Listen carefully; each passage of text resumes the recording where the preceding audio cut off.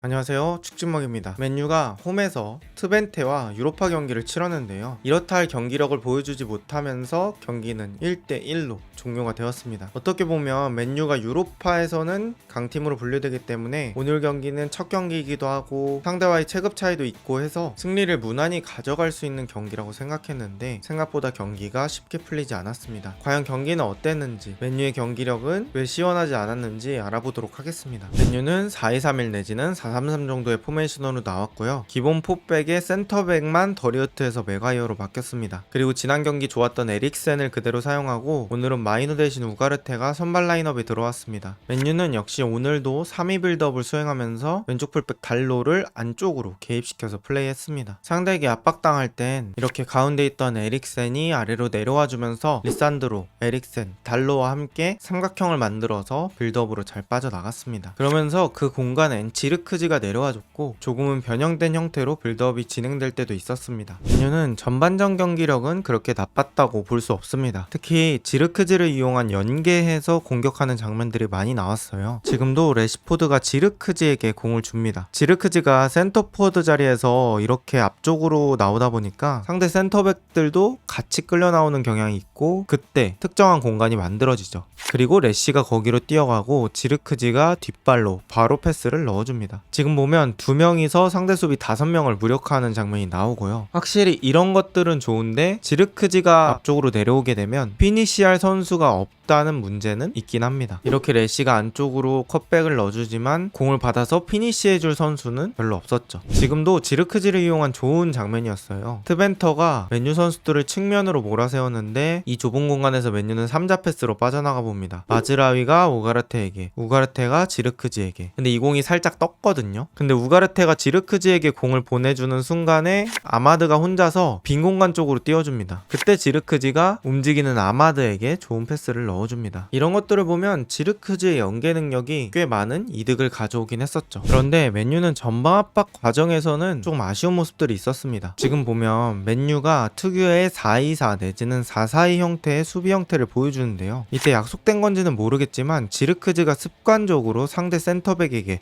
이런 식으로 압박을 들어갑니다. 아무래도 손동작을 보니 브루노가 좀 지시한 것처럼 보이죠. 그러다 보니 레시도 뒤늦게 공 받을 센터백을 따라가긴 합니다. 근데 이게 느낌이 전방 압박의 텐션이 쫙쫙 맞아떨어지는 게 아니라 지르크지 갔네? 나도 가야겠다. 이런 느낌으로 압박이 들어가게 되는 거죠. 그러니 타이밍이 잘 안 맞습니다. 그리고 레시포드가 도착하더라도 이미 상대방은 어느 정도 여유가 있죠. 레시포드가 도착한 순간 이미 상대방은 옆으로 공을 뺍니다. 자, 그렇다면 이 사이드에는 프리한 선수가 있어서는 안 됩니다. 그래야 전방 압박이 의미가 있는 거죠. 여기에 프리한 선수가 생겨버리면, 즉 공을 잡고 앞쪽으로 돌아설 수 있는 선수가 생겨버리면 이 라인 뒤쪽의 맨유 선수들은 사실상 쓸모가 없어지는 겁니다. 그래서 전방 압박이 항상 팀 단위로 움직이는 게 중요하다는 말을 하는데 맨유는 지르크지가 섞여있을 때는 이런 식의 좀 어색한 압박이 됩니다. 그러면서 부페가 따라가다 보니까 또 중앙에 프리맨이 생깁니다. 원래는 부페나 지르크지가 가운데 있는 선수들을 1차적으로 묶어야 되죠. 이게 보면 인원이 계속 한 명씩 당겨지면서 마치 줄줄이 소세지처럼 딸려나가는 모습을 보여줍니다. 결국에는 더 위험한 위치에서 프리한 선수를 만들어주는 거죠. 이따가 후반전에도 언급하긴 할 건데 맨유가 후반에 마운트와 호일룬을 투입하기 전까지는 이런 비슷한 문제가 반복되긴 합니다. 그러면서 맨유는 여러가지 상황이 있었지만 결국엔 선제골을 득점하게 되는데요. 맨유가 22-23 시즌에 많이 썼던 왼쪽에 많은 선수들을 배치해서 과부하를 일으키고 그 상황 속에서 득점을 하는 장면입니다. 에릭센이 시야가 열린 부페에게 공을 빼주고요. 부페가 공을 잡은 순간에 안쪽에 있던 달롯이 좋은 위치로 움직여줍니다. 그리고 브루노가 거기에다가 좋은 패스를 넣어주죠. 이렇게 부페 주변에서 움직임을 가져주면 부페는 충분히 그 움직임에 맞춰줄 수 있는 선수입니다. 그리고 달로가 이 패스를 잡고 돌아서려다가 상대 센터백의 저항을 받고요. 이 공이 뒤로 흘러가면서 이 공을 에릭센이 마무리 짓습니다. 이렇게 경기는 1대0이 됩니다. 확실히 에릭센의 컨디션은 지난 경기부터 좀 올라온 모습이 있었고 이런 것들은 에릭센의 분명한 장점이죠. 전반은 이렇게 1대0으로 종료됩니다. 스코어 쪽으로는 앞서긴 했지만 맨유는 좋았던 점도 나빴던 점도 있었습니다. 특히 아까 골이 났을 때는 맨유가 왼쪽에 많은 숫자를 투자했다고 말씀드렸습니다. 하지만 오른쪽에서 아마드가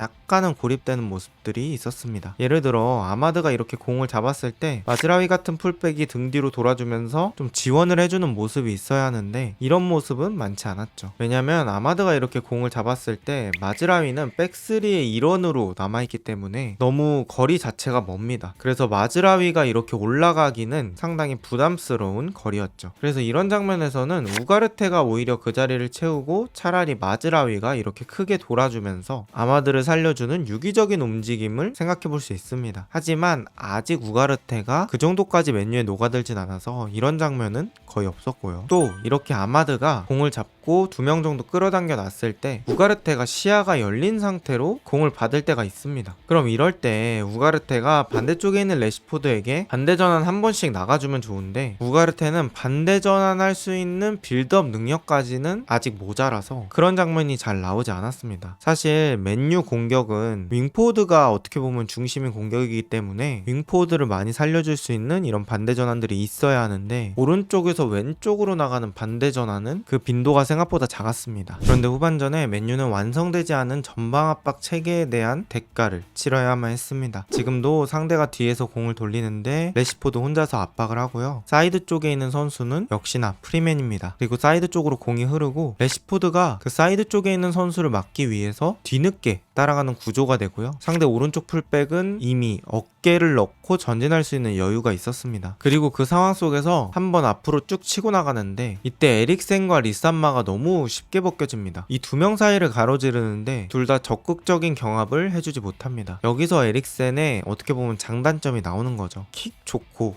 축구력 좋지만 일정한 시간대가 지나면 에너지 레벨이 떨어지면서 중원에서의 압박 싸움이나 힘싸움에서는 불리한 모습을 보여줍니다. 그리고 이 두 명 사이로 진출한 풀백은 마지막으로 맥과이어가 막으려고 앞쪽까지 나와보지만 맥과이어의 다리 사이로 공을 넣고 나가버리죠. 그때 우가르테가 커버하러 오긴 합니다. 그러면서 우가르테가 태클로 잘 막아낸 공을 에릭센이 소유하게 되는데 여기서 에릭센이 그냥 편하게 오나나 쪽으로 돌릴 수 있는 기회가 있었어요. 근데 에릭센이 상대 선수 있는 쪽으로 컨트롤 해놓으면서 여기서 공을 뺏기게 되고요. 이 공은 결국 실점까지 이어지게 됩니다. 이런 것들이 에릭센의 장단점을 명확히 보여주는 장면이라고 볼 수 있겠고요. 이런 경우에는 경기 들어가기 전에 에릭센을 몇 분까지 쓰겠다는 플랜을 정해놓고 그 안에 에릭센의 체력을 모두 소진하게 만들어야 합니다. 그리고 교체 투입될 선수도 미리 정해져 있어야 하죠. 그리고 아까 말씀드렸던 전방 압박 체계가 확실하게 잡혀있지 않으면서 이렇게 한 번에 수비들이 뚫리는 상황이 연출되었습니다. 사실 지금이 테나흐 3년차인데 이런 것들이 아직 좀 구성이 안 되어 있다는 모습이 보이면 맨유 팬 입장에서는 좀 아쉬울 수밖에 없죠. 그리고 경기는 이렇게 1대1로 종료됩니다. 사실 오늘 맨유 선수들 보면서 다 각자 선수들의 장단점이 있구나 라는 걸 느꼈습니다. 먼저 공격수 2명을 비교해보면 호일룬과 지르크지입니다. 지르크지는 연계 능력 좋고 컨트롤이라든지 기본 패스도 좋습니다. 하지만 센터 포워드가 너무 내려와서 공을 받아주는 경향이 있기 때문에 브루노와 자리가 겹칠 때도 있고 센터백 2명을 묶어놓지는 못한다 라는 단점이 있습니다. 또 지르크지는 호일룬에 비해서 전방 압박할 때 텐션이 부족하기 때문에 아무래도 수비적인 측면은 좀 약하죠. 반면에 호일룬은 역습 때 빠른 마무리 선수가 될 수 있습니다. 또 지르크지보단 전통적인 스트라이커 유형이라서 박스 안에 있으면서 상대 센터백들을 끌어줄 수 있고요. 또 지르크지에 비해서는 골 결정력이 높죠. 하지만 바로바로 내주는 연계는 지르크지에 비해 투박합니다. 이런 서로의 장단점들이 딱 2명이 반반씩 섞여서 한 명으로 변하면 참 좋을 텐데 그런 것들이 좀 딜레마입니다. 또 수비형 미드필더들도 그런 딜레마가 있어요. 에릭센은 볼줄 좋고 패스 능력 좋고 킥 좋고 슈팅 좋습니다. 하지만 기동력이라는 약점을 가지고 있고 또 심장 문제도 있어서 체력적으로는 완전하지 못합니다. 반면에 우가르테는 에너지 레벨 좋고 커버 능력 좋고 하지만 발밑이 너무 투박하다는 게 오늘도 느껴졌습니다. 원래 그런 부분들을 알고 우가르테를 사온 거긴 하지만 그럼에도 불구하고 오늘 기본 패스에서도 미스가 나는 모습들이 많아서 조금은 아쉬웠죠. 특히 이 3선 미드필더가 아무리 빌드업 롤을 안 준다고 하더라도 공을 많이 잡을 수밖에 없는 자리예요. 그리고 어쩔 수 없이 반대 전환 나가는 타이밍이 있는데 우가르테는 그런 것들을 만족시켜주지는 못하다 보니까 맨유의 윙어 살리기 전술이 잘 안 된다는 느낌이 들었습니다. 저는 이럴 때 2명을 합쳐놓은 선수가 카세미로라고 생각하거든요. 하지만 지금의 카세미로 말고 한 5년에서 7년 정도 젊은 카세미로입니다. 참 이런 각각의 장단 장단점들이 있어서 테나 입장에서도 약간은 골치가 아플 것 같습니다. 어쨌든 맨유 입장에서는 월요일에 토트넘 경기가 있음에도 불구하고 오늘 주전조를 좀 투입해서 확실한 승리를 가져가길 원했던 것 같아요. 하지만 아쉽게도 무승부를 거두면서 투자 대비 성과가 너무 나오지 못했습니다. 물론 이런 것들이 토트넘전에 꼭 이어지는 건 아니지만 토트넘전에 패배하거나 비겼을 때, 혹은 경기력이 안 좋았을 때는 오늘 경기 얘기가 나올 수밖에 없죠. 이번 시즌도 어려운 초반을 보내고 있는 맨유. 과연 토트넘과의 경기에서는 승리할 수 있을까요? 오늘 영상은 여기까지입니다. 비슷한 영상이 궁금하시다면